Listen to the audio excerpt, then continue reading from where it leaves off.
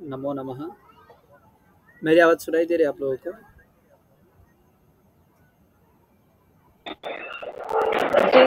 सुनाई दे रही है। जी। नवप्रणवशोभितं नमस्कार नवदशानन्दां आचार्य। परं हम श्रूयते। त्रिदण्डपरिमण्डितं त्रिविधतत्त्वनिर्वाहकं दयाञ्चितदृगञ्जलं दलितवादिवाग्वैभवं शमादिगुणसागरं शरणमेमि रामानुजम्। येनाक्षरसमाम्नायमधिगम्य महेश्वरात् कृत्स्नं व्याकरणं प्रोक्तं तस्मै पाणिनये नमः। वाक्यकारं वररुचिं भाष्यकारं पतंजलिं पाणिनिं सूत्रकारं च प्रणतोऽस्मि मुनित्रयम्। हाँ, गत कक्षा में हमने, यदि आप कैमरा ओपन कर सकते तो ओपन कर लीजिए, पढ़ाने में सौकर्य होगा। गत कक्षा में कोई संशय जो आपको न समझ में आया हो?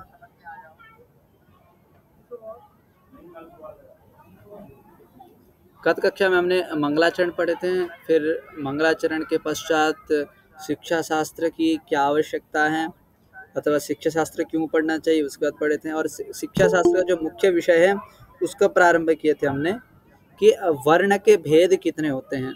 यहाँ तक हमने पढ़ लिए थे कि स्वराविंशतिरेकश्च स्पर्शानां पंचविंशति यादयश्च स्मृतायश्च चत्वारश्च यमा स्मृताः, इस प्रकार से। तो गत कक्षा में से कोई आपको संशय है तो आप पूछ सकते हैं, नहीं तो हम आगे बढ़ते हैं। तो आज का श्लोक का उच्चारण एक जन कोई माइक को अनम्यूट कर लीजिए अपना। आत्मा बुद्ध्या समेत्यर्थान्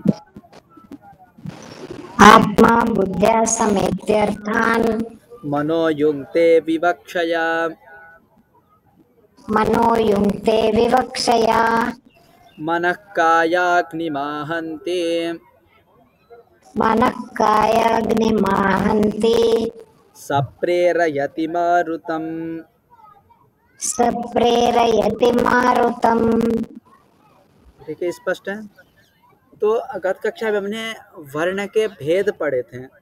अब ये जाने कि वर्ण की प्रक्रिया क्या है, कि वर्ण उच्चारण कैसे होता है। स्पष्ट है आपको? प्रश्न समझ में आया कि या प्रसंग संगति क्या है?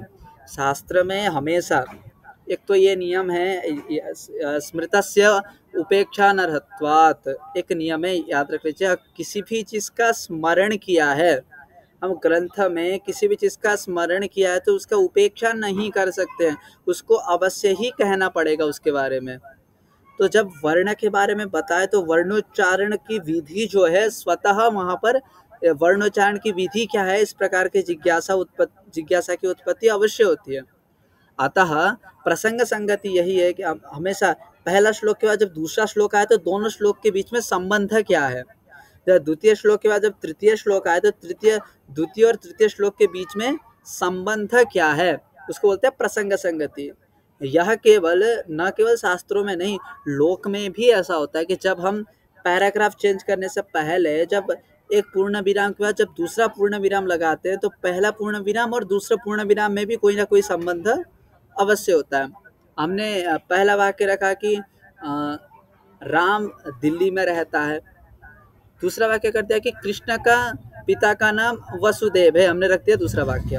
तो इन दोनों वाक्य में कोई प्रसंग संगति नहीं है, तो इस प्रकार का जो वाक्य है इसको प्रामाणिक नहीं माना जाता है। तो इसलिए स्मृतस्य अपेक्षा नरहत्वात् एक प्रसिद्ध है न्याय दर्शन में बहुत। तो इस चीज को याद रखिएगा कि कोई भी विषय आता है तो उसका कोई ना कोई पूर्व अवतरणिका बोलते हैं हम, जिसको अवतरणिका भी बोलते हैं, भूमिका बांधना, इस प्रकार से हम कहते हैं। तो जब ये श्लोक रखा गया आत्मा बुद्ध्या समेत्यर्थान् मनो युङ्क्ते विवक्षया, तो इसकी भूमिका क्या है, अवतरणिका क्या है, प्रसंग संगति क्या है, उसको समझना जरूरी है। तो इससे पूर्व श्लोक में वर्णों का भेद बताया हमने कि संस्कृत में अथवा प्राकृत भाषा में अथवा प्राकृत रूपी जो संस्कृत है उस भाषा में 63 अथवा 64 वर्ण होते हैं, 63 चतुष्षष्टिर्वा। फिर क्या क्या है, तो स्वरा विंशतिरेकश्च स्पर्शानां विंशति। जिज्ञासा होती है ना, जब हमको इतना पता चल गया कि 63 64 वर्ण होते हैं और ये वर्ण होते हैं, इतना जिज्ञासा हो गया। अब क्या जिज्ञासा होगी कि वर्णों की उत्पत्ति कैसी होगी। स्पष्ट आपको? वर्णों की उत्पत्ति कैसे होगी, तब उस विचार में यह श्लोक प्रवृत्त होता। आत्मा बुद्ध्या समेत्यर्थान् मनो युङ्क्ते विवक्षया मनः कायाग्निमाहन्ति सप्रेरयति मारुतम। आत्मा, आत्मा मतलब जीवः, बुद्ध्या, बुद्ध्या नाम मत्या, मत्या नाम अपने बुद्धि के प्रयोग के द्वारा, अर्थान विषयान, अर्थान विषयान आत्मा बुद्ध्या समेत्य, समेत्य नाम सम्यक्तया ज्ञात्वा विमृश्य। स्पष्ट है आपको कि सबसे जिस वर्ण का उच्चारण करना है हमें, सबसे पहले आत्मा सोचता है उस चीज को। किसके द्वारा सोचता है? आत्मा स्वयं नहीं सोचता, आत्मा बुद्धि के द्वारा अर्थों को सम्यक्तया जानकर फिर आत्मा किसको प्रेरित करता है? मन को प्रेरित करता है। जैसे हमको क वर्ण उच्चारण करना है तो सर्वप्रथम हमारा आत्मा सोचेगी कि क वर्ण का उच्चारण करना है, फिर उसके बाद क मतलब क कैसा होता है सब कुछ उस विषय पदार्थ को समझ कर वह जो आत्मा है मन को प्रेरित करता है। स्पष्ट है? मनो युंक्ते, है ना? तो युंक्ते का क्या अर्थ किया? योजयति, आत्मा मन को योजन करता है। किस में? इस प्रक्रिया में, वर्णोच्चारण प्रक्रिया में आत्मा मन को योजित कर देता है। अब काम आया आत्मा और मन मिलकर आगे क्या करें? मनः कायाग्निमाहन्ति, मन जो है काय में रहने वाले एक अग्नि का, जाठराग्नि इत्यादि अग्नि को आहन्ति, ताड़यति, ताड़यति नाम व्यापारवंतम करोति। वो पहले बैठा हुआ था, अब वो क्रियाशील हो गया। अग्नि केवल बैठी हुई थी वहां पर, अब जब मन ने उस कायाग्नि को प्रेरित किया, ताड़ित किया, तो क्या हो गया? व्यापार वाला हो गया। व्यापार मतलब क्रिया। व्यापार के कई सारे अर्थ होते हैं, न्याय दर्शन में जाएंगे व्यापार का तज्जन्यत्वे सति तज्जन्य जन का व्यापार है, यह भी शास्त्रीय प्रयोग है। एक व्यापार मतलब व्यवहार, यह भी प्रयोग है। व्यापार मतलब आदान प्रदान, यह भी है। और व्यापार मतलब क्रिया भी है। तो आगे पीछे शब्दावली को देखकर, प्रसंग को देखते हुए हम शब्द का अर्थ लगा लेते हैं। तो मन जो है कायाग्नि को व्यापार वाला बना देता है, मतलब उसको प्रेरित करता, उत्तेजित कर देता है। अब आग भी शांत बैठेगा नहीं जब उसको उत्तेजित कर दिया गया। तो सब प्रेरयति मारुतम, अब वो जो है वायु को, प्राण वायु को प्रेरित कर देता है। मारुत मतलब वायु। ये स्पष्ट हो गया आपको? यहाँ तो कोई संशय? देखिए, आत्मा सर्वप्रथम सोचता है, बुद्धि के द्वारा सभी अर्थ विषय वस्तु को सोचता है कि हमें क्या बोलना है, किस विषय पे बोलना है। फिर वह आत्मा मन को प्रेरित करता है। मन को किससे प्रेरित, किस दृष्टि से प्रेरित करता है? विवक्षया कहा। तो यहाँ बहुत बड़े अहम भूमिका विवक्षया पद की, कि वो बोलने की इच्छा से प्रेरित करता है मन को। मैं आपको बता दूं, जब हम देखते भी हैं तो आत्मा मन के साथ संयुक्त होता है। न्याय दर्शन में यही पढ़ते हैं हम, जिन्होंने तर्क संग्रह पढ़ा है अभी, वहां पे आया था आत्मा मनसा संयुज्यते, आत्मा मन के साथ संयुक्त होता है, मन इंद्रिय के साथ संयुक्त होता है, तब जाके इंद्रिय अपना कार्य कर पाता है।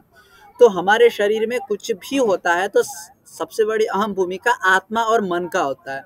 आत्मा नहीं है तब भी मन कोई काम नहीं कर पाएगा, मन नहीं है तब भी आत्मा कुछ काम नहीं कर पाएगा। तो हमारे शरीर में यत्किंचित कार्य हो रहे हैं, आत्मा और मन का संयुक्त रूप में हो रहा है, मतलब ये दोनों मिलकर ही सारे काम करा रहे हैं।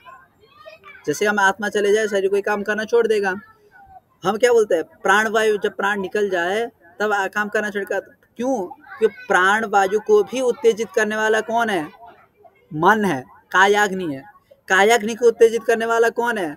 मन है। और मन को उत्तेजित करने वाला कौन है? आत्मा है। तो जब जड़ आत्मा ही निकल जाएगा तो कुछ बचता ही नहीं। तो यही प्रक्रिया है, आत्मा बुद्ध्या समेत्यर्थान मनो युंक्ते विवक्षया मनः कायाग्निमाहन्ति सप्रेरयति मारुतम। वो जो मन है कायाग्नि को प्रेरित करेगी, और जो कायाग्नि है वह प्राणवायु को प्रेरित करेगी। यहाँ तक स्पष्ट है आपको? आगे का श्लोक देखते हैं। आगे हैं मारुतस्तु रशिचरन। कोई ऑनम्यूट कर लीजिए। मारुतस्तु रशिचरन, मारुतस्तु रसिचरन् मंद्रम जनयति स्वरम, मन्द्रं जनयति स्वरम् प्रातः सवन योगम तम, प्रातः सवनयोगं तं छंदो गायत्रमाश्रितम। छन्दो गायत्रमाश्रितम्। स्पष्ट है आपको? आगे का दो श्लोक भी चलिए इतना ही कर रखें। अब यहाँ आत्मा मन के साथ संयुक्त हुआ, मन कायाग्नि को प्रेरित किया, कायाग्नि ने प्राणवायु को प्रेरित किया। प्राणवायु का काम क्या है? वायु क्या करता है? संचरण करते रहता है। वायु को जब इधर उधर करेंगे तो क्या संचरण ही करेगा। अब वो जो वायु है, अब क्योंकि हमारा वो नल पाइप है, अब नीचे से मानेंगे तो ऊपर ही जाएगा और तो कोई रास्ता है नहीं जाने का। तो वो जो मारुत है, मारुत मतलब वायु जो है, मारुतः तु उरसी चरण, उरसी मतलब छाती में, वक्षस्थल में, हृदय में, वहाँ उस हृदय स्थल से चरण होता हुआ, वहाँ पर विचरण करता हुआ। एक आगे का श्लोक में भी मैं तीनों श्लोक को मिलाकर भी पढ़ा सकता हूँ, एक चलो अलग अलग पढ़ते हैं।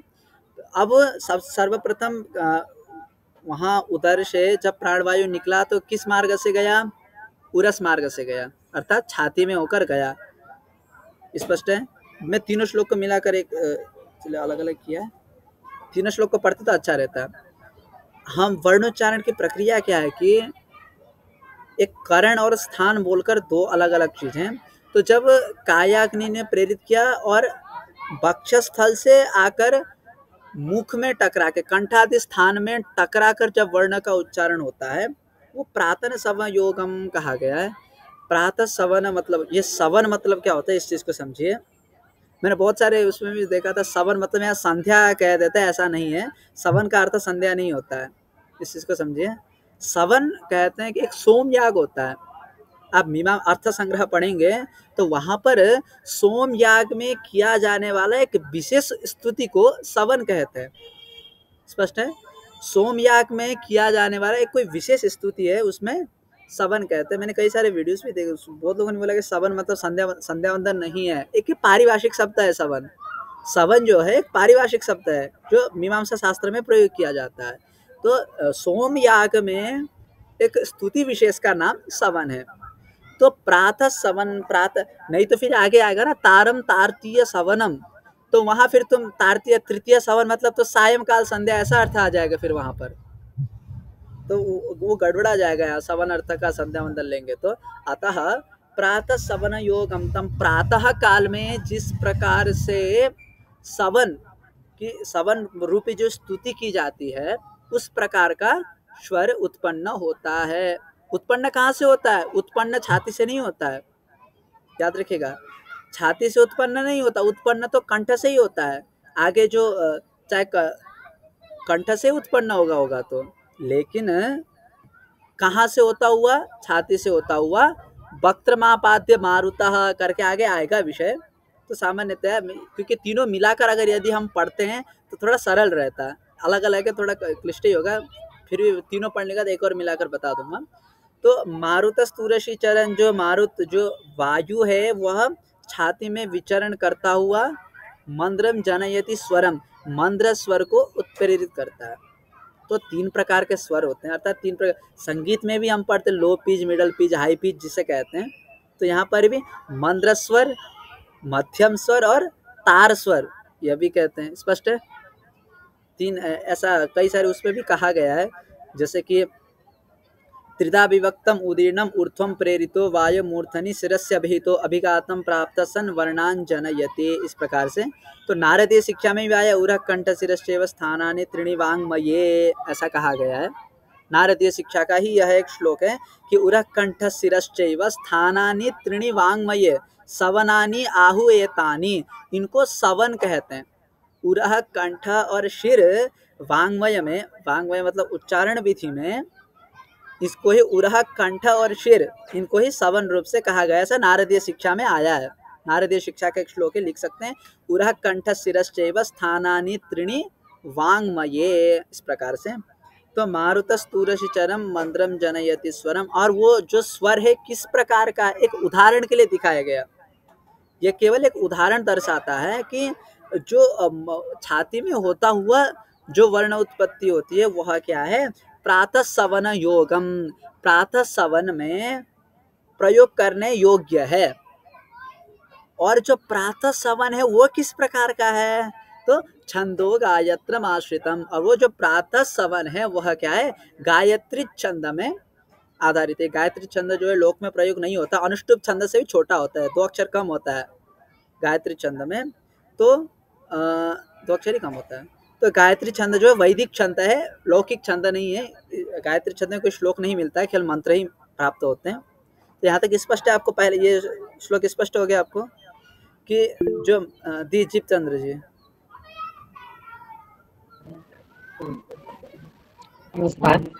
प्रश्न ये है कि वर्णोच्चारण तो कभी भी हो सकता है ना, जी। कभी भी हम करते हैं, तो उसका कोई काल नहीं। तो कभी भी वक्ता जब वर्ण उच्चारण कर रहा है तो क्या वो जो गायत्रम आश्रितम इसी की तरह होगा? हाँ, ये मैं तो लग रहा था। फिर देखिए, यहाँ पर ये नहीं कहा है कि तुम सुबह उच्चारण करोगे तो ऐसा ही होगा, दिन में उच्चारण करोगे ऐसा ही होगा, ऐसा नहीं कहा है। जिस प्रकार से सवन स्तुति की जाती है, ये उदाहरण के लिए दिया गया, प्रातः सवन योगम तम, इसको याद रखिएगा, ये उदाहरण है। ये मंद्र स्वर किस प्रकार का होता है उस चीज को दिखा रहे कि जिस प्रकार प्रातः काल में सवन स्तुति की जाती है। स्पष्ट है आपको? आपाततः क्या बोलते हैं हिंदी में? मोटा मोटी देखते हुए क्या होता है कि ऐसा लगता है कि हाँ प्रातः काल में, इसलिए मैंने कहा कि तारम तारतीय सवनम जब आगे आएगा तो ये काल को नहीं बता रहा है। ये विषय मैं आगे बताऊंगा, ये विषय आएगा आगे। तो आपको यहाँ तक समझ में आ गया ना? ये श्लोक स्पष्ट है। सवन मतलब सोमयाग का एक स्तुति विशेष को सवन कहते हैं, जो प्रातः काल में छंदो गायत्री छंद पे आधारित सवन स्तुति की जाती है, जो मंद्र स्वर में की जाती है। ये तो एक वेद का नियम है, ये नियम है कि वेद में इस प्रकार से करना चाहिए। तो जिस प्रकार से वो स्तुति की जाती है उस प्रकार के स्वर को मंद्र स्वर कहते हैं, जो उरस से उत्पन्न होता है। उरस क्या है? करण है वहां पे। स्पष्ट है आपको? ये जो कहा ना उरा कंठ शिर, ये करण है, स्थान नहीं है। स्थान और करण में थोड़ा भेद है, वो आएगा आगे। लेकिन याद रखिए उरह कंठ और जो शिर है ये क्या है? करण है। ये जब स्थान पढ़ेंगे तो जी कहिए। एक पंक्ति आपने कही थी, उरह कंठ शिरश्चैव, उसके बाद पूरी कही। उरह कंठ शिरश्चैव स्थानानि त्रीणि वाङ्मये सवनानि आहुरेतानि। ये नारदीय शिक्षा की पंक्ति है, पंक्ति नहीं श्लोक है ये। स्पष्ट है आपको? सवनानि जी, सवनान्याहुरेतानि।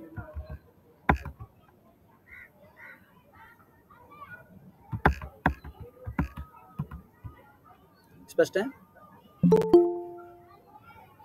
ठीक है।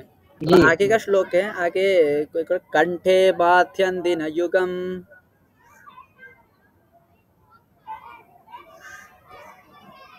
एक अनम्यूट कर लीजिए।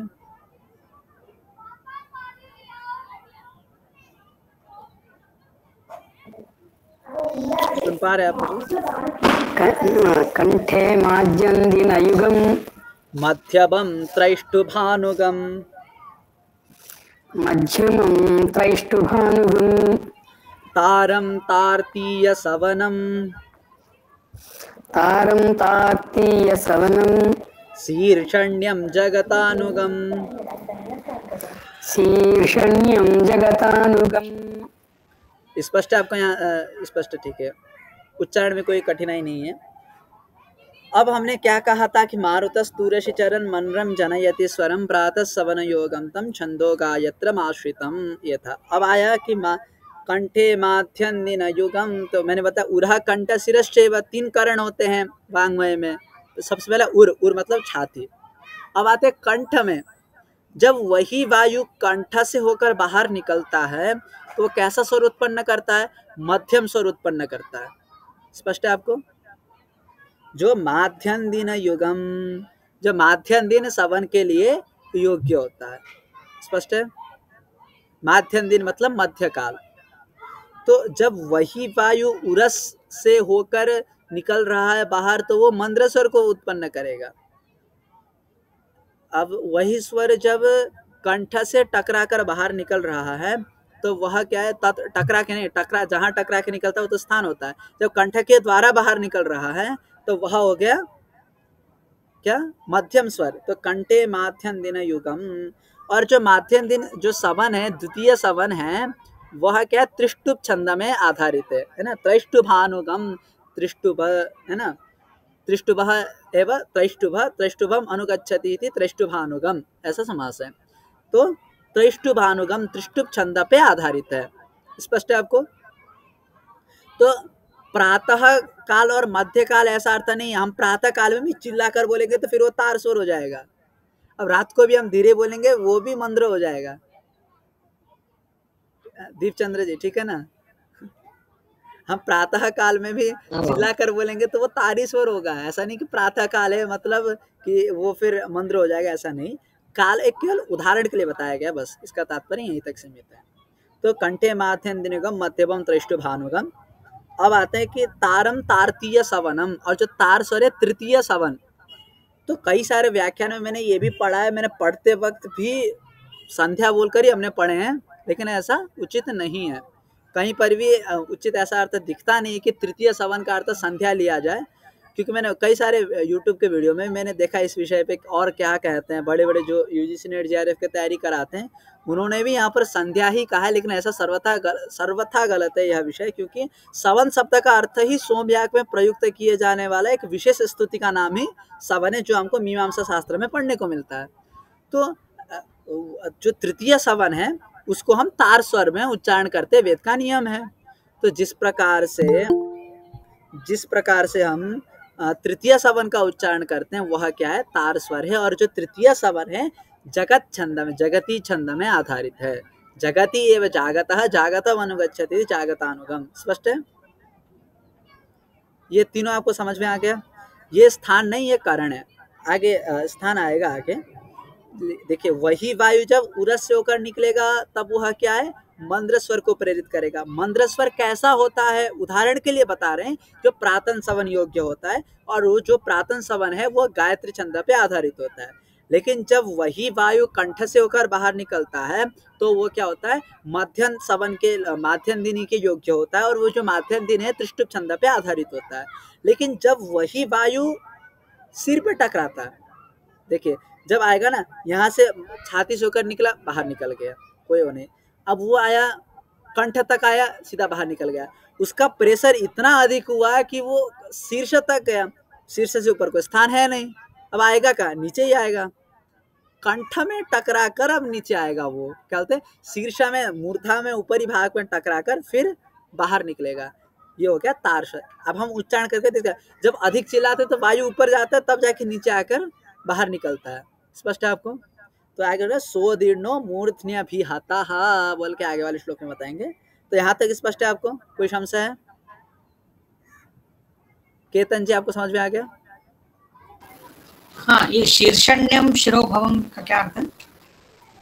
शीर्षण्यम मतलब शिरोभवम, सिर में जो होता है उसे शीर्षण्यम कहते हैं।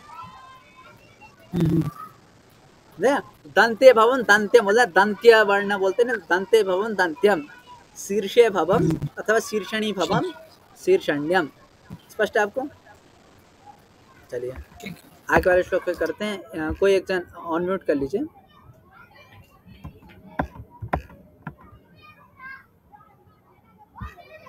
अब आते हैं सोदीर्णो मूर्धन्यभिहतो,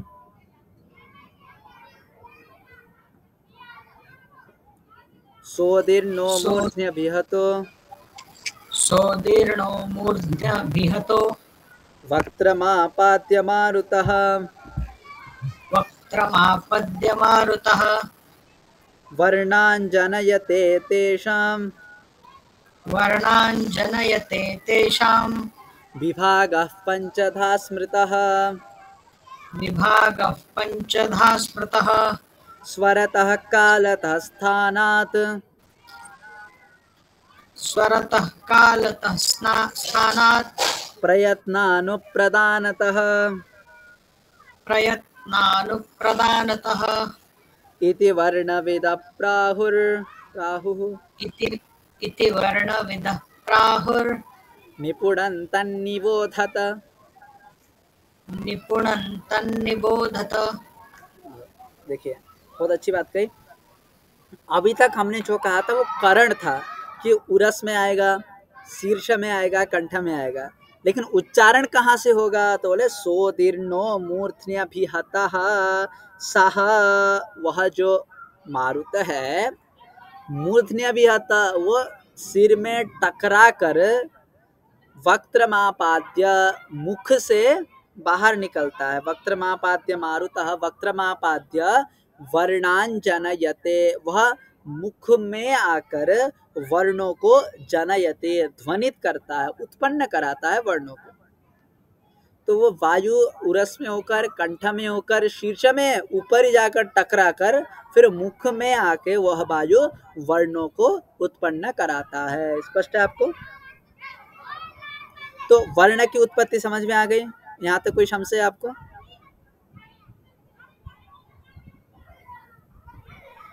ठीक है। तो इस प्रकार का जो वर्ण है जी, इस श्लोक में स्थान की बात कही गई है, कह रहे हैं। जी जी। अब ये जो वक्त्रमापाद्य मारुतः, स्थान की बात तो नहीं की है, लेकिन वक्त्रमापाद्य मारुत में अब जहाँ जहाँ से वो वर्ण का उच्चारण हो रहा है वह हो गया स्थान। तो स्थान का आगे बताया गया, स्थान आएगा आगे, उरा कंठ शिरस तथा करके। यहाँ तक स्पष्ट है आपको?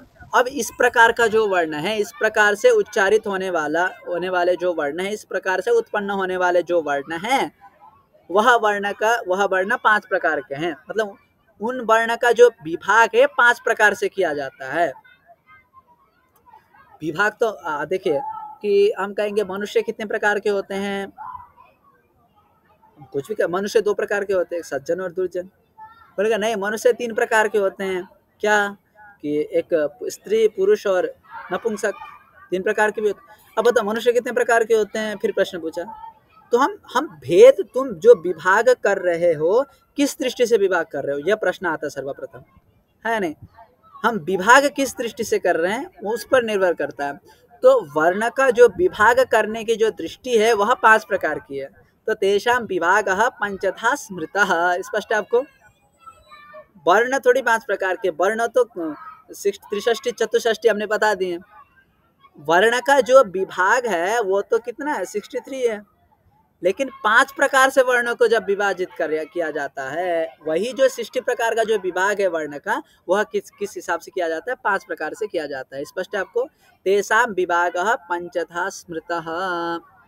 तो 5 प्रकार का क्या, किस को देखते हुए, जैसे कि हम बोलेंगे कि जो मनुष्य कितने प्रकार के होते हैं, सज्जन और दुर्जन, किसको देखते हुए हमने कहा? उसके शील, उसके स्वभाव को देखते हुए हमने विभाग किए। जब हम कहेंगे कि मनुष्य 3 प्रकार के होते हैं, स्त्री, पुरुष और नपुंसक, तो किसको देखकर हमने विभाग किया? उसका जो लिंग है उसको देखकर हमने विभाग किया।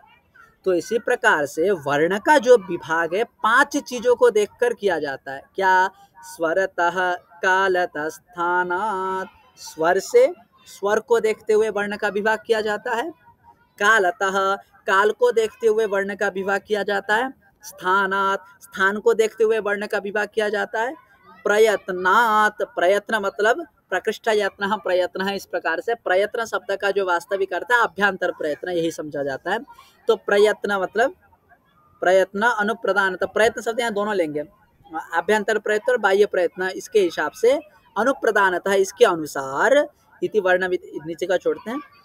यहाँ इतना समझते हैं कि जो 5 प्रकार का विभाग है, किस चीज को देखते हुए हम 5 प्रकार का विभाग कर रहे हैं? तो स्वर को देखते हुए, काल को देखते हुए, स्थान को देखते हुए और 2 प्रयत्न को देखते हुए यह विभाग किया जाता है।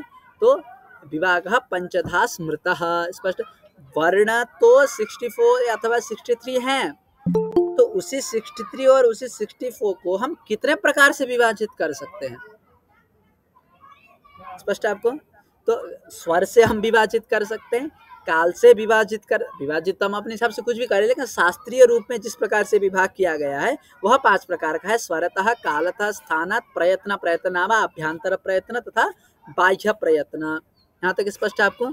तो इति वर्णविदः, ऐसे वर्णविदः, वर्ण को जानने वाले मतलब शिक्षा शास्त्र को जानने वाले, प्राहु, ऐसा कहते, निपुणम तन्निबोधत, ऐसे निपुणतया उसे तन्निबोधत समझे। तो यहाँ पर एक अध्ययन करना पड़ेगा। हे शिष्याः तन्निपुणम, अच्छी तरह से, निबोधत समझो, अथवा वर्णविद निपुणम तन्निबोधत, ऐसे निपुण शिष्य को, वर्णविद ऐसे शिक्षा शास्त्र जानने वाले समझाना चाहिए, केवल एक अलंकार मात्र है, अर्थात ये श्लोक पूर्ति के लिए ये पंक्ति दी गई है, वैसा इसका कोई शिक्षा शास्त्र से अधिक आवश्यकता नहीं है कि श्लोक पूर्ति के लिए ये इति वर्णमिद प्राहुर निपुणम तन निबोधत। तो यहाँ तक स्पष्ट हो गया कि सर्वप्रथम वर्ण उत्पन्न कैसे होते हैं। उरस में उरस से जब उत्पन्न होता है तो वो क्या होता है, मंद्र स्वर होता है। कंठ से जब उत्पन्न होता है तो मध्यम स्वर होता है, और जब सिर से उत्पन्न होता है तो वो तार स्वर होता है, जो हम संगीत इत्यादि में हम देख सकते हैं, और वही वेद में भी प्रयोग होता है इस प्रकार से।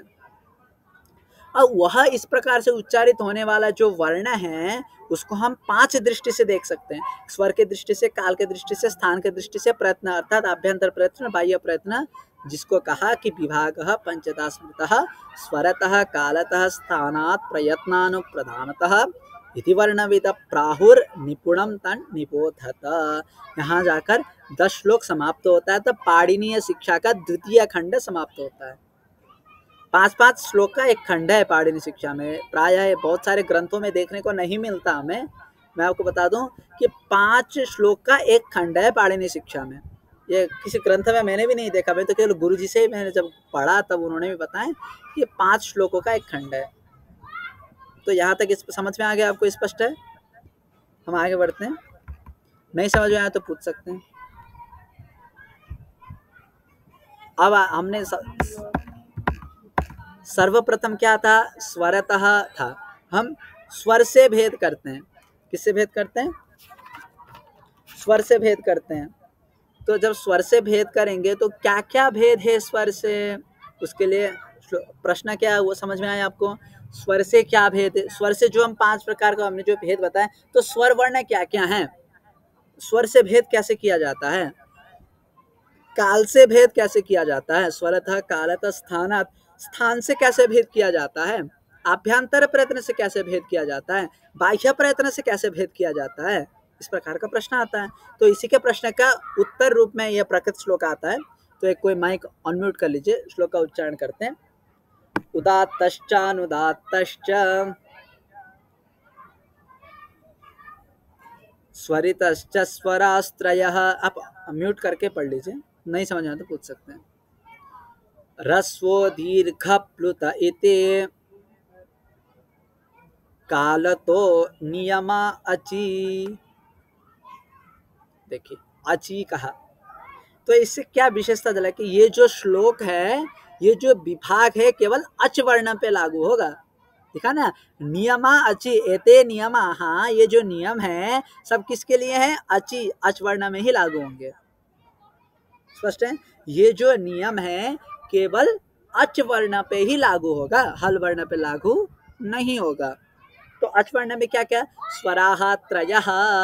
हम 3 प्रकार का जब स्वर का भेद करते हैं तो 3 प्रकार का भेद क्या है, उदात्तश्च, अनुदात्तश्च, स्वरितश्च। उदात्त स्वर, अनुदात्त स्वर और स्वरित स्वर। तो हम सामान्यतः लौकोमधि में यही पढ़ते कि आकार के 18 भेद हैं। क्या क्या, रस्व प्लुत अनुनासिक, रस्व उदात्त अनुनासिक, रस्व उदात्त अननुनासिक। तो रस्व भी वर्ण का भेद है, उदात्त भी वर्ण का भेद है। स्पष्ट प्रतीति हो रही है हमको। तो उदात्त, अनुदात्त और स्वरित, ये जो 3 हैं, स्वरतः भेदाः। वर्ण का जब स्वर से हम भेद करेंगे तो वो क्या भेद निकलेगा, उदात्त, अनुदात्त और स्वरित। ये जो भेद हैं केवल अच में ही होता है, हल वर्ण में नहीं होता। स्पष्ट है। तो उसी प्रकार कालतः, जब हम काल से देखते हैं, काल मतलब कोई बता सकते हैं यहाँ काल शब्द का क्या अर्थ है?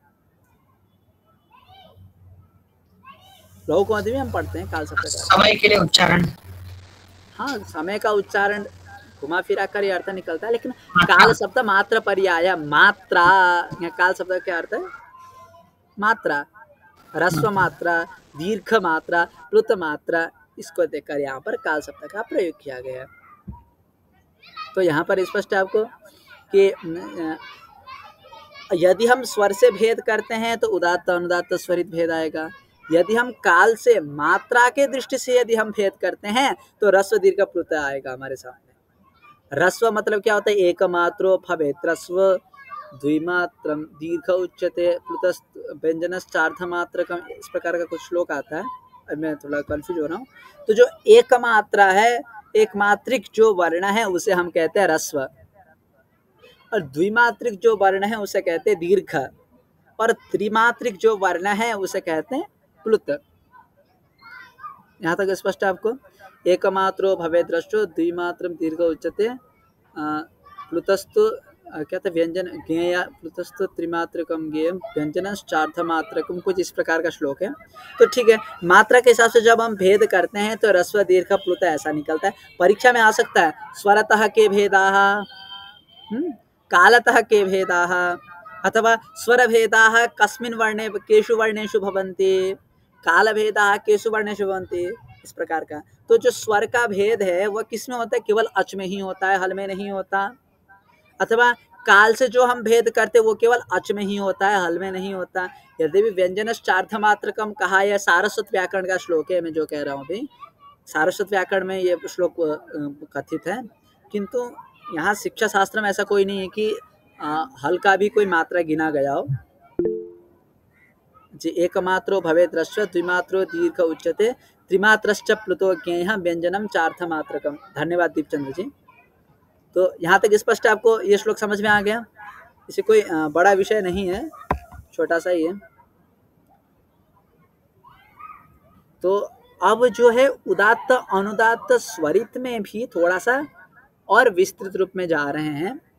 तो मैं पाठ कर रहा हूँ, यहाँ तक समझ में आ गया ना आपको?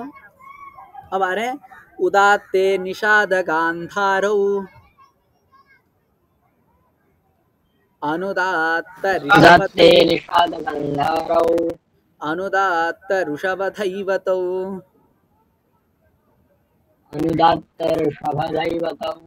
स्वरित प्रभवाह्येते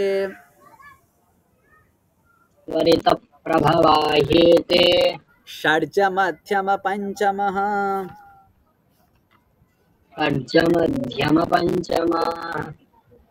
स्पष्ट है आपको? देखिए, अब यहाँ प्रश्न करते हैं कि नहीं, हम जब सामवेद पढ़ते हैं, जब हमने कहा कि अच में तो केवल उदात्त अनुदात्त स्वरित ही भेद होते हैं, तो वेद में तो हमें 7 स्वर सुने। संगीत में कितने स्वर होते हैं? 7 स्वर होते हैं। जब स्वर 7 होते हैं तो 3 स्वर कैसे कह दिया उदात्त अनुदात्त स्वरित? ये ग्रंथ तो गलत हो गया फिर तो। नहीं, जो सारे जो संगीत के जो 7 स्वर हैं अथवा सामवेद के जो 7 स्वर हैं वह उदात्त अनुदात्त स्वरित के ही भेद हैं। अर्थात उदात्त के 2 भेद हैं, अनुदात्त के 2 भेद हैं और स्वरित के 3 भेद हैं। तो ये इनसे ही उत्पन्न हुआ है। अर्थात हम लोक में भी यदि हम उदात्त अनुदात्त स्वरित का प्रयोग करते तो निषाद या गांधार दोनों में से एक उदात्त होता है। ऋषभ या धैवत प्रयोग करते हैं, अनुदात्त का प्रयोग कर रहे हैं, इसका मतलब या तो ऋषभ होता है या तो धैवत होता है। स्वरित का प्रयोग करते हैं या तो षड्ज होता है, या तो मध्यम होता है, या तो पंचम होता है। तो आप, मैं उंगली में लिखा दे रहा हूँ, क्रम से लिख लीजिए। सामवेद के 7 स्वर होते हैं। पहला स्वर है षड्ज। पहला क्या है? षड्ज। श्लोक में ही लिखा है, लेकिन मैं क्रम बता रहा, श्लोक में क्रम से नहीं लिखा है। पहला है षड्ज, जिसको हम स कहते हैं। दूसरा है ऋषभ, जिसको हम रे कहते हैं। तीसरा है गांधार, जिसको हम ग कहते हैं। चौथा है मध्यम, जिसको हम म कहते हैं। 5वां है पंचम, जिसको हम प कहते हैं। छठा है धैवत, जिसको हम ध कहते हैं। और जो 7वां है वह है निषाद, जिसको हम नी कहते हैं। यहाँ तक स्पष्ट है आपको? एक क्रम याद रखिएगा। षड्ज, ऋषभ, गांधार, मध्यम, पंचम, धैवत, निषाद, ये 7 स्वर हैं। यहाँ तक स्पष्ट है? तो इसको यहाँ नाम क्यों दिया गया? आपको किसी को पता? षड्ज किसे कहते हैं? ऋषभ किसे कहते हैं? गांधार किसे कहते हैं? मध्यम किसे? देखिए, हमारे सबके पीछे कोई ना कोई वजह होता है। तो षड्ज कैसे? मयूर के जो ध्वनि है, मयूर जिस प्रकार इंग्लिश में भी हम नाम देते हैं ना कि कुत्ते को जो टॉम टॉम इत्यादि हम जब नाम देते हैं, तत्त पशु पक्षियों का जो ध्वनि है उसको भी संस्कृत में नाम दिया गया है। जैसे कि घोड़े का जो ध्वनि है उससे हम क्या बोलते हैं? हेसा भी बोलते हैं। कहते हैं ना हेसा, धैवत, ये सब क्या है? घोड़ा का जो उच्चारण, घोड़े का जो ध्वनि है, घोड़े के जो ध्वनि है उसको हम धैवत, हेसा कहते हैं। तो उसी प्रकार से मयूर की जो ध्वनि है उसे हम कहते हैं षड्ज। मयूर की जो ध्वनि है, जी दीपचंद्र जी। अरुणा जी, थोड़ा आवाज आ रहा है माइक से, कृपया बंद कर लीजिए। अच्छा, मैं कर जी। मैं कर दे रहा हूँ जी। तो ये स्पष्ट है आपको। जो सर्जय किसे कहते हैं? मयूर जिस ध्वनि को उत्पन्न करती है, वह जो ध्वनि है उसे हम कहते हैं षड्ज।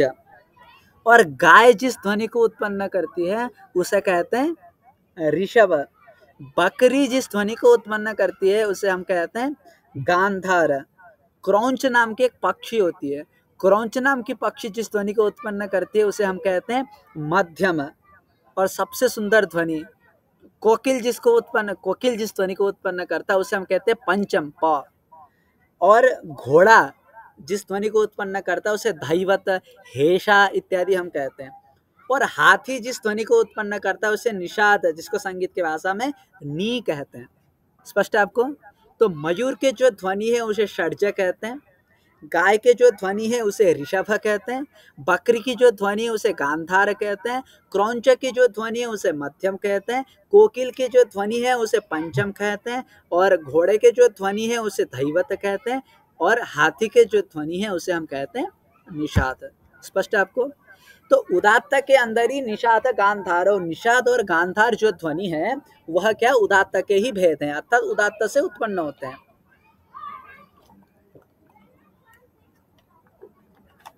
फिर आता अनुदात्ते ऋषभ धैवतो, और अनुदात्त का ही भेद क्या है? ऋषभ और धैवत। और स्वरित का भेद है षड्ज, मध्यम और पंचम। ये सब क्या है? स्वरित के ही भेद है। और ये जो मैंने जितने भी स्वर बताए हैं कि षड्ज, ऋषभ, गांधार, मध्यम, पंचम, धैवत, निषाद, ये सब क्या है? गांधर्व विद्या में बहुत प्रसिद्ध स्वर है। स्पष्ट है आपको? वैसे उदात्त का मतलब क्या होता है? कि जिसमें हम अधिक जोर लगाकर जिस वर्ण का उच्चारण करते हैं उदात्त होता है।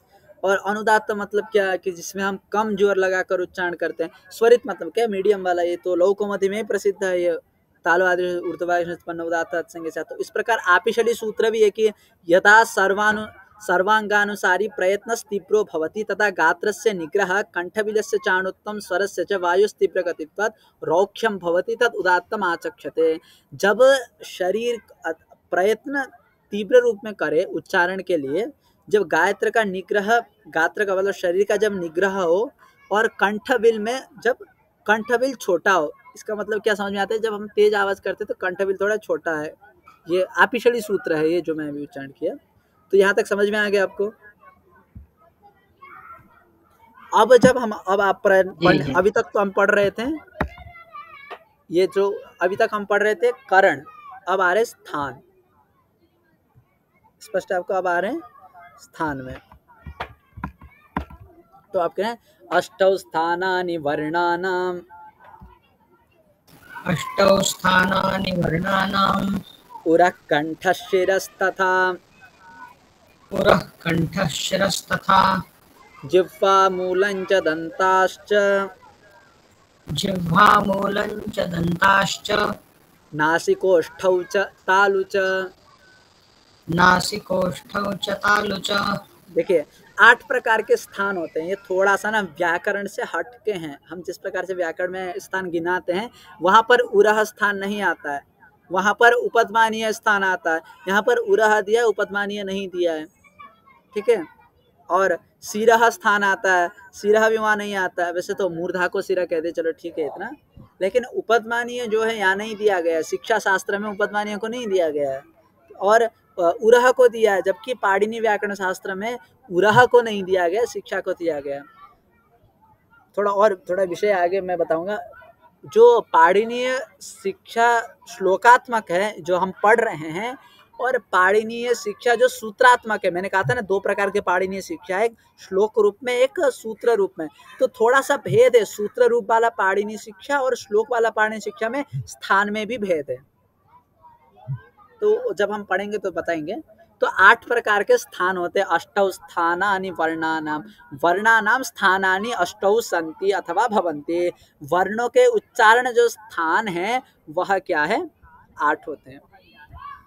आप स्थान का लक्षण लिखना चाहे तो लिख सकते हैं, यत्र स्थाने वर्णाः उपलभ्यन्ते तत् स्थानम येन निर्वर्त्यन्ते तत्करणम। लिख लीजिए, यत्र स्थाने वर्णाः उपलभ्यन्ते तत् स्थानम। ये है आपिशल शिक्षा सूत्र का सूत्र है। जिस प्रकार पाणिनीय सूत्र है, क्या बोलते पाणिनीय शिक्षा शास्त्र है, उसी प्रकार के आपिशली शिक्षा शास्त्र है। तो वहां पर लिखा है कि यत्र स्थाने वर्णा उपलभ्यन्ते, जिस जगह पर वर्ण की प्राप्ति होती है उसे हम कहते हैं स्थान। अर्थात च की उत्पत्ति होने के लिए च की प्राप्ति कहाँ पर हो रही है हमें, दांत से थोड़ा ऊपर वाली भाग, तालु भाग में। क उच्चारण करने में क की प्राप्ति कहाँ पर हो रही है हमें, क तो हम नहीं कहें क्योंकि इससे विरुद्ध है। अ उच्चारण करने में कहाँ पर प्राप्ति हो रही है, अ कहते वक्त हमको कंठ से आकार की प्राप्ति हो रही है। तो जहां पर वर्ण की प्राप्ति होती है वह क्या स्थान है, और जहां से संपादित होती है वह है करण। इस प्रकार उरस, शीर्ष और कंठ तीन जगह से वर्ण संपादित होता है। निर्वर्तन, देखिए निवर्तन मतलब होता है हटाना, और निर्वर्तन मतलब होता है संपादन करना। स्पष्ट है आपको, निर्वर्तन मतलब होता है संपादन करना और निवर्तन मतलब होता है हटाना। तो जहां पर वर्ण निर्वर्तन होते हैं अर्थात संपादित होते हैं, सिद्ध होते हैं, वह जिसके द्वारा सिद्ध होते हैं वो हो गया करण, और जहां पर आकर वर्ण की प्राप्ति होती है वह हो गया स्थान। तो थोड़ा सा भेद है करण और स्थान में। तो करण कितने हैं, 3 है, उरह कंठ और शिर, लेकिन स्थान 8 है। तो अष्टौ स्थानानि वर्णानाम उरह कंठः शिरस्तथा उर प्रदेश, कंठ प्रदेश, सिर प्रदेश, जिह्वा मूलम। जिह्वा मूलम, देखिए मूल मतलब क्या होता है, उत्पत्ति स्थल को हम कहते हैं मूल। मूल जड़ को कहते हैं। वृक्ष का उत्पत्ति स्थल क्या है, वो जो सबसे नीचे, उसे इसलिए मूल, मूल शब्द का अर्थ होता है उत्पत्ति स्थल। तो जिह्वा की जो उत्पत्ति स्थल है अर्थात जहाँ से हमारी जीभ प्रारंभ होती है उसे कहते हैं जिह्वा मूल है। कंठ से थोड़ा ऊपर मतलब आसपास में ही होता है। तो जिह्वा मूलम च दंताश्च नासिकोष्ठौ च तालु च। तो उरह 1, कंठ 2, शीर 3, जिह्वा मूल 4, दंत 5, नासिका 6, ओष्ठौ 7 और तालु 8। स्पष्ट है आपको, इसमें कोई विशेष नहीं है। अब यहाँ जब यहाँ अनुस्वार से दंत मूलम करणम ऐसा छोड़िए, तो आप इतना भी हम आगे विचार करेंगे कि करण 3 स्थान 6 है, तो किस किस का क्या क्या करण है, किस किस का क्या स्थान है, आगे विचार कर रहे हैं। यहाँ तक स्पष्ट है आपको। तो अब किसका क्या है, अच्छा यहाँ ओभावश्च विवृत्तिश्च वाला है। तो मैं एक श्लोक उच्चारण कर जा रहा हूँ। ओभावश्च विवृत्तिश्च शशशा रेफ एव च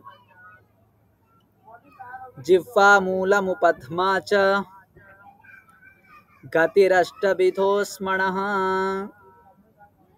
अब देखिए विसर्ग के कितने गति होते हैं। अब ये प्रसंग संगति क्या है ये थोड़ा कहना कठिन है, लेकिन ऊष्मा मतलब होता है विसर्ग।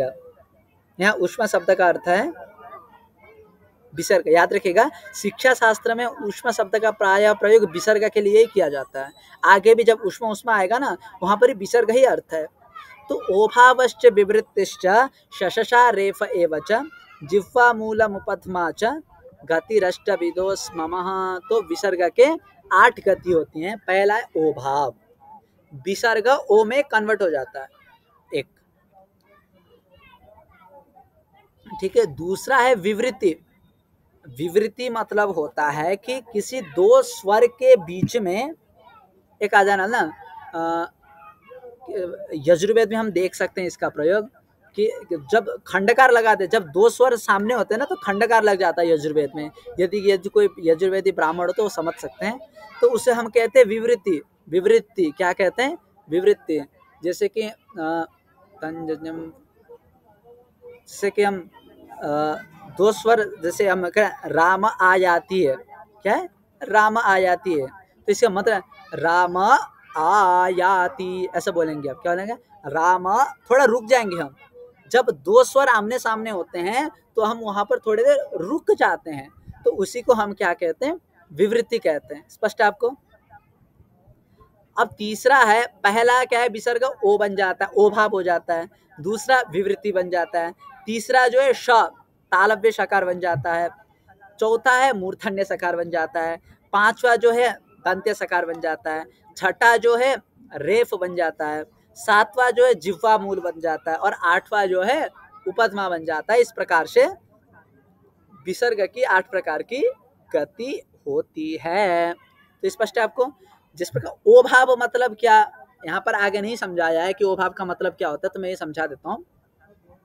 ओभाव का मतलब होता है कि जैसे शिवोर्च है, हम लोग कौन में पढ़ते हैं, रामो गच्छति है, हटा दीजिए, रामो गच्छति है, तो वास्तव में क्या था, रामः गच्छति है। वास्तव में क्या है, रामः गच्छति है। तो उसी विसर्ग को क्या हो जाता है, वो विसर्ग के स्थान पर ओकार आदेश नहीं होता है, लेकिन ओ बन जाता है वह विसर्ग।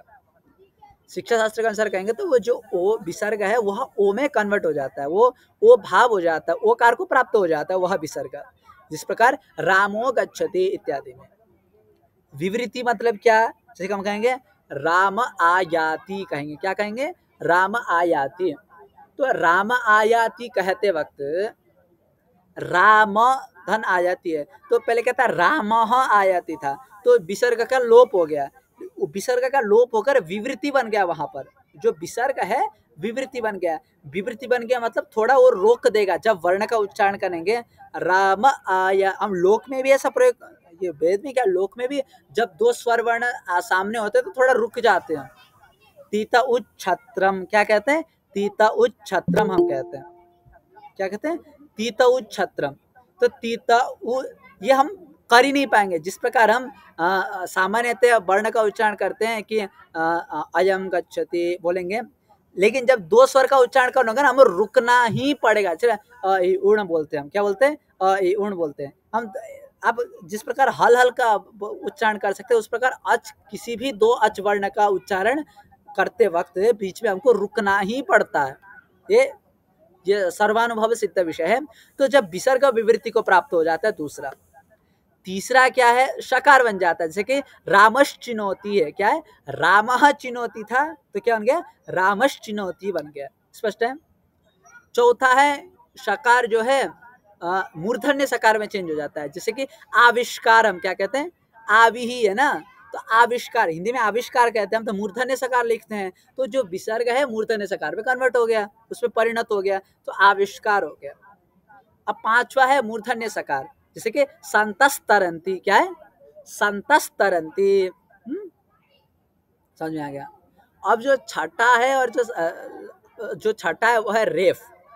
मैं थोड़ा सा विषय बताना चाहता हूँ कि रेफ ही शुद्ध है, रकार हम जो कहते हैं वह है अशुद्ध, ठीक है ना। पाणिनि व्याकरण के अनुसार रेफ यही शुद्ध है। बहुत लोग रकार रकार, जिस पर ककार खकार गकार बोलते हैं, तो उसे हम रकार न बोले, कभी रेफ बोलना है, क्योंकि रा दीफा एक वार्तिक है जो वर्णा, जैसे कि हम क से जब करते हैं ना, तो क से कार प्रत्यय होता है, तो ककारह बन जाता है। तो जो वार्तिक कार प्रत्यय करता है उस वार्तिक को बांध देता है, रा दीफा एक वार्तिक है, तो रेफ से इफ प्रत्यय हो जाता है, तो रेफा बन जाता है, र से इफ प्रत्यय होकर रेफा बन जाता है। तो रकार है यह वाक्य प्राचीन ग्रंथ में, हाँ जी, वर्णात्कार है रादीफा, तो दो वार्तिक हैं। धन्यवाद दीपचंद्र जी, स्पष्ट है आपको यहाँ तक, इसलिए हम रेफ बोलना ही सही रहेगा। तो रेफ बन जाता है, जिससे कि रेफ का उदाहरण क्या ले हम, हरिर गच्छति है, क्या है, हरिर गच्छति, हरि जाता है, तो वहां हरि ही गच्छति था, तो हरिर गच्छति हो गया। अब आते हैं कि अब आया जिह्वा मूल।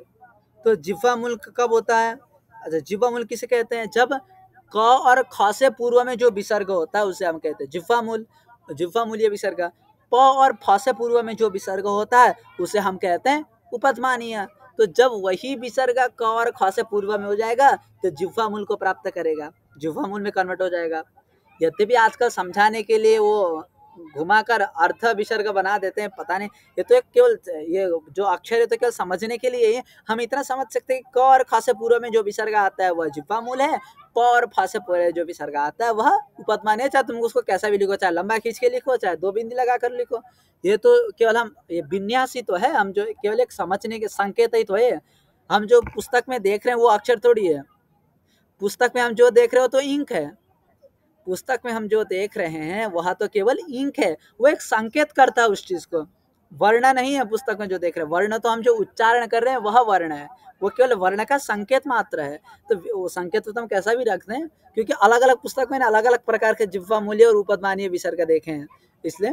तो स्पष्ट है आपको। तो इस प्रकार से उष्म मतलब विसर्ग के 8 गति होती हैं। ओभाव होना, विवृत्ति होना, तालव्य स, दंत्य स, मूर्धन्य स, रेफ, जिह्वा मूल और उपध्मा। तो यहाँ तक आपको कोई संशय है तो पूछ सकते हैं।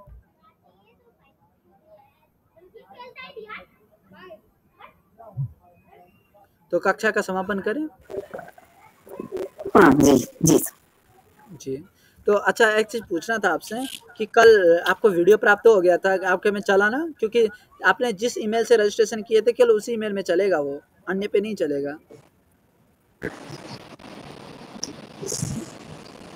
अस्तु, समापन करते हैं। ओम पूर्णमतः पूर्णमिदं पूर्णात् पूर्णमुदच्यते पूर्णस्य पूर्णमादाय पूर्णमेवावशिष्यते।